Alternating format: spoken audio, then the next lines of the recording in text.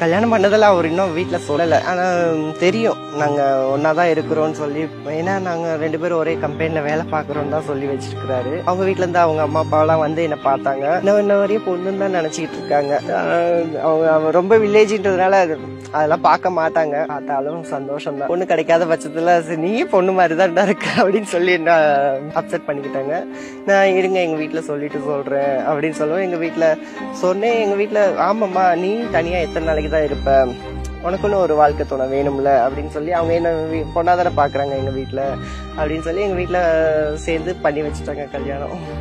சரி, திருமண வாழ்க்கை ரொம்ப நல்லா போயிட்டு இருக்குதுங்க. நல்லபடியா பாத்துக்கிறாரு. இப்ப டாக்ஸி ஓட்டெல்லாம் வெளியே போக வேணாம், நீ ஆள் போட்டு பாரு, டிரைவிங் சொல்லி கொடு, உங்க இலக்கு மக்களுக்கு டிரைவிங் சொல்லி கொடு, நீ ஒரு எக்ஸாம்பிளா இரு, நிறைய பேரை நல்வழிப்படுத்து அப்படின்னு சொல்லி கொடுத்துருக்காங்க. சரி ஓகே, நமக்கு ஒரு வாழ்க்கை துணை கிடைச்ச மாதிரி எல்லா திருநங்கைகளுக்கும் ஒரு வாழ்க்கை துணை கிடைச்சி இந்த மாதிரி ஒரு வாழ்க்கை துணை கிடைச்சிச்சுன்னா வேற யாரும் தவறான வழிகள்ல போக மாட்டாங்கன்ற ஒரு நம்பிக்கை எனக்கு வந்துச்சு. இன்னும் என்னோட வாழ்க்கை முழுமையா ஆகலன்னு தான் நான் ஃபீல் பண்றேன். எனக்குன்னு ஒரு குழந்தை தத்தெடுத்து வளர்க்கணும். வளர்த்து அதை நல்லா படிக்க வச்சு, நான் படிக்காத படிப்பெல்லாம் படிக்க வச்சு அதை ஒரு நல்லா ஆளாக்கணும் தான் எனக்கு ஆசை. கூடிய சீக்கிரம் அதுவும் நிறைவேறிடும். என் வீட்டுக்கார் சொல்லியிருக்கிறாரு. அதுபோக எங்களுடைய திருநங்கைகள் மக்கள், என்னை சார்ந்து வர திருநங்கைகள் மக்களை நல்லா படிக்க வைக்கிறதா இருக்கட்டும், நல்ல வேலை வாய்ப்புகள் ரெடி பண்றோம், அதெல்லாம் நல்லா பண்ணிக்கிட்டு இருக்கோம் இப்போதைக்கு. அப்படியே ஒரு பொண்ணு தான் இப்ப படிச்சு ஹைதராபாத்ல ஐடி கம்பெனில வேலை கிடைச்சிருச்சு. படிப்புக்குன்னு சொல்லி வந்து என்கிட்ட ஃபீஸ் கட்ட கூட முடியல, எனக்கு படிக்க வைங்க அம்மா அப்படின்னு சொல்லி வந்து நின்னா. சரிட்டு ஒவ்வொரு செமஸ்டரும் 25,000 ஃபீஸ் கட்டி படிக்க வச்சுட்டோம். படிக்க வச்சு இப்போ ஐடி கம்பெனில வேலை கிடைக்க போகுது. இந்த மாசம் ஜாயின் பண்ண சொல்லியிருக்காங்க. எனக்கு ரொம்ப சந்தோஷமா இருக்குது. அவன் மூலமா இன்னும் 4 திருநங்கைகள் அடுத்தடுத்த லெவலுக்கு போவாங்கன்ற ஒரு நம்பிக்கை வந்துருச்சு. மற்றவங்களை குறை சொல்லக்கூடாதுங்க, நம்ம தப்ப திருத்திக்கணும். எங்க அம்மா அப்பா என்ன அவங்க தெரிஞ்சு பண்ணாங்களோ தெரியாமல பண்ணாங்களோ இந்த சொசைட்டிக்கு பயந்து கொண்டு போய் ஹாஸ்டல்ல சேர்த்துட்டாங்க. அவங்க என் பிள்ளை தான், எப்படி இருந்தா என்ன, வீட்டுல இருந்தே படிக்கட்டும் அப்படின்னு சொல்லி படிக்க வச்சிருந்தா நான் இந்த ஓரளவுக்காவது படிச்சிருந்து வீட்டோட இருந்திருந்திருப்பேன். அந்த மாதிரி அவங்க வீட்டுல இந்த மாதிரி ஒரு குழந்தை டிஃப்ரெண்டா இருக்குது அப்படின்னு சொல்லி ஒதுக்க வேணாம். 4 பேர் தப்பா பேசுறாங்க, நம்ம மான மரியாதை போயிடும், கௌரவம் போயிடும் அப்படின்னு சொல்லி அதெல்லாம் தூக்கி போட்டுட்டு உங்க குழந்தைய நீங்க உங்க குழந்தை தானே நீங்க பார்த்து வளர்த்துக்கோங்க. நீங்க வேணான்னு சொல்லி விட போகவும் தான் வெளியே போய் யாரையோ நம்பியே போய் கஷ்டப்படுறாங்க. அப்படின்ற பட்சத்துல எது வந்தாலும் பரவாயில்ல. இப்போ ஒரு பொண்ணு வயசுக்கு வந்தா சீர் பண்றீங்க, கல்யாணம் காட்சி பண்றீங்க, அந்த மாதிரி எங்களையும் ஒரு குழந்தையா பாருங்க. இப்ப இருக்கிற டெக்னாலஜில நிறைய இருக்குது, ஈஸியா எல்லாமே கத்துக்கலாம். அப்படின்ற பட்சத்துல அவங்களுக்கு என்ன தேவையோ எல்லாமே நீங்க பண்ணி கொடுத்துட்டீங்கன்னா நாங்க தவறான வழிகள்ல போக மாட்டோம். நாங்க இப்ப நான் ஒரு சில எனக்கு கிடைச்ச வாய்ப்பு மாதிரி நிறைய திருநங்கைகளுக்கு கிடைக்கல, அதுதான் உண்மை.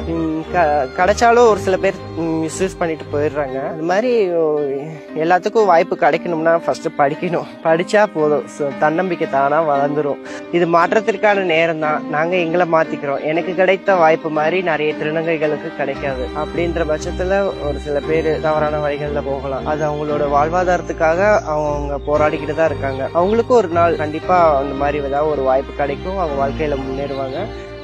இந்த கோயம்புத்தூர் திருநங்கைகள் மட்டும் நான் சொல்லல, எல்லா திருநங்கைகளுக்கும் கண்டிப்பா ஏதாவது ஒரு வாய்ப்பு கிடைக்கும்.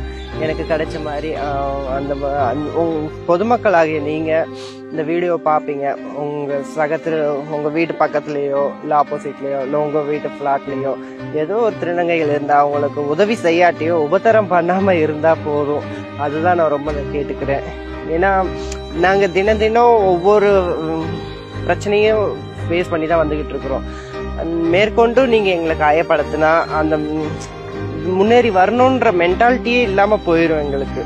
அதனால நாங்க எங்களை மாத்திக்கிட்டோம், நீங்க உங்களை மாத்திக்கணும்னு நாங்க கேட்டுக்கலாம். பாருங்க, உங்களை மாதிரிதான் நாங்களும். உங்க வீட்டுல ஒரு அக்கா தம்பி அண்ணன் இந்த மாதிரி இருந்தா எப்படி நீங்க பாப்பீங்க, அந்த மாதிரி எங்களையும் பாருங்க. வேற்றுக்கிரகவாசி ஒண்ணுன்னு கிடையாது இல்லைங்க. நாங்க அதுக்கும் இதுக்கும் டிஃப்ரெண்ட் ஒண்ணும் இல்லைங்க.